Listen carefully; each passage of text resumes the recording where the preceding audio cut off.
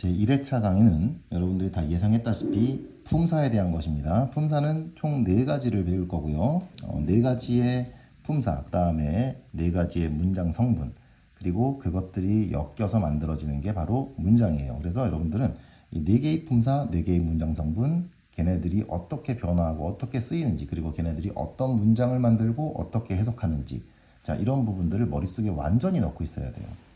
이거를 복습을 통해서 완전히 넣은 친구들은 굉장히 성장세가 빨라요. 여러분들이 아마 옆에서 지켜본 친구들도 있을 거야.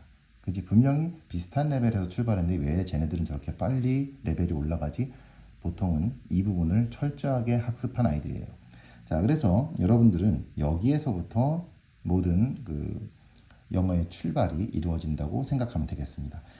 사품사를 먼저 볼게요. 품사란 어떤 단어가 타고나는 고유의 성질이다. 사람으로 치면 성별, 인종 같은 것이다. 그죠? 바꿀 수 없는 거예요. 태어날 때부터 갖고 있어요. 자, 그런데 그렇다고 해서 이게 하나만 갖고 있는 거 아니에요. 알겠죠? 하나만 갖고 있는 거 아닙니다. 분명히 말해두지만 여러 가지 성질을 동시에 타고날 수도 있어요. 그리고 상황에 따라 그걸 선택할 수도 있어요.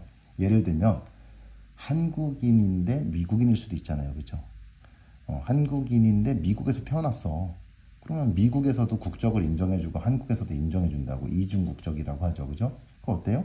한국에 오면 한국 사람이라 그러고 미국 가면 미국 사람이라 그럴 거 아니야. 맞죠? 그런 식으로 상황에 따라서 선택해서 쓸 수도 있어요. 자, 이 중 가장 많은 게 명사고요.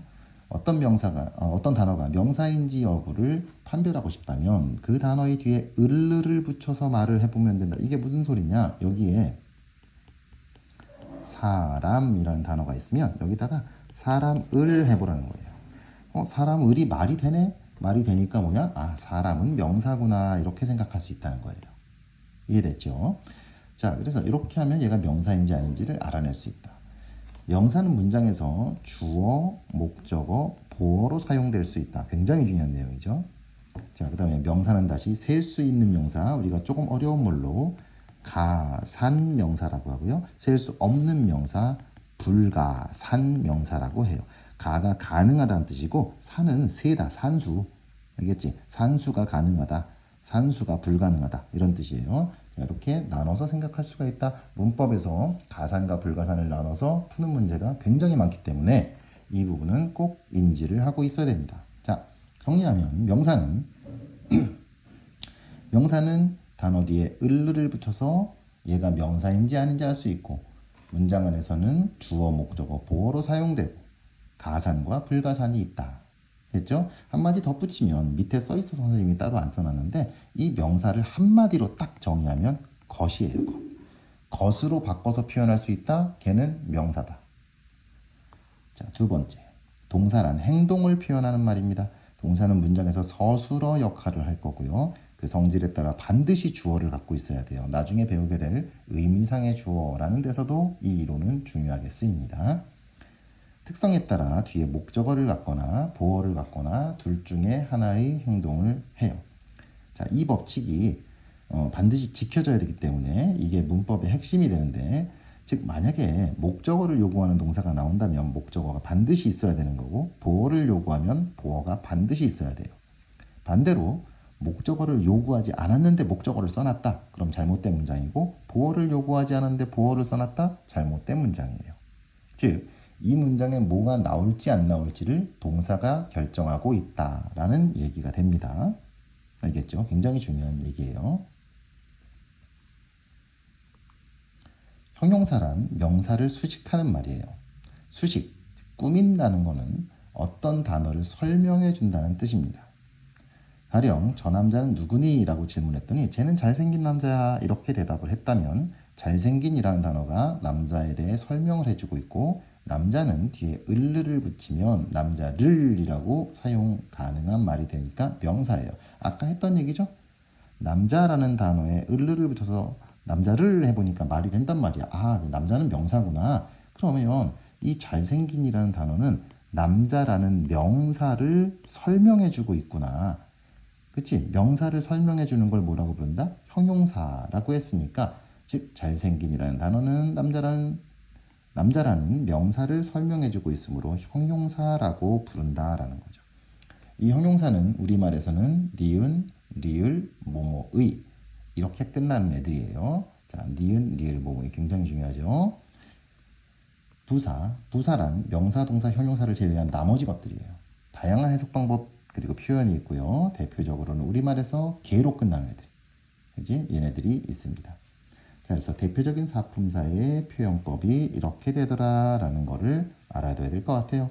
명사는 것, 동사는 하다, 형용사 니은, 리을, 모모의, 부사 그 밖의 것들, 대표적으로 모모하게가 있습니다. 자, 그래서 여러분들은 오늘 첫 번째 과제에서 요 내용을 토대로 해서 선생님이 주는 그 지문을 먼저 빈칸을 채워서 모범 답안을 만들어 보고요. 모범 답안을 만든 후에 그거에 대한 학습 시간을 가지고 그 다음에 그 모범 답안을 똑같이 외워서 써서 제출하는 게 오늘의 과제예요. 자, 이제 다음 페이지 가겠습니다. 이번엔 문장 성분이라는 걸 배울 거예요. 이름도 다 외워야 돼요. 품사, 문장 성분 이런 식으로. 자, 문장 성분이라는 건 일단 어자 돌림입니다.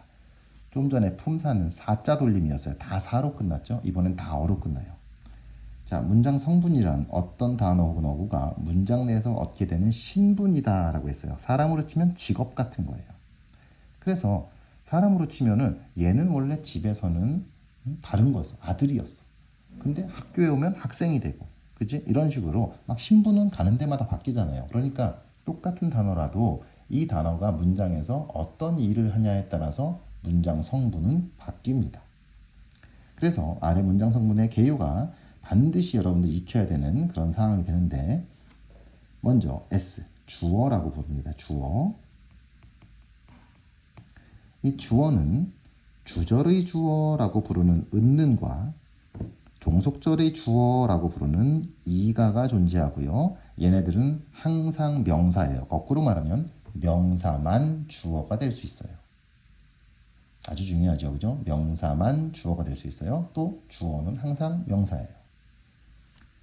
V, 동사 혹은 서술어인데요. 영어에서는 서술어와 동사가 일치하기 때문에 일반적으로 그냥 서술어라고 안 부르고 동사라고 부릅니다. 얘는 완전 불완전과 자타라는 게 있는데, 보어가 있으면 불완전하다, 목적어가 있으면 타동사다 이렇게 불러요. 그럼 거꾸로 말하면 보어가 없으면 완전하다, 목적어가 없으면 자동사다 이렇게 부르겠죠. 그런데 우리가 앞에서 무슨 얘기를 했냐면 동사가 뒤에 뭐가 올지를 결정한다고 했었잖아요. 아, 그렇다면 우리는 어떻게 생각해야 되는 게 맞는 걸까요? 만약에 이 동사가 자동사다. 그러면 목적어가 없다. 만약에 이 동사가 타동사다. 목적어가 있다. 만약에 이 동사가 완전 동사다. 보어가 없다. 이 동사가 불완전 동사다. 보어가 있다. 이런 식으로 생각을 하는 게 맞다는 거죠. 그래서 이게 굉장히 중요해요. 문법의 핵심이에요. 영문법을 모르는 친구들 대부분은 이걸 모르는 거예요.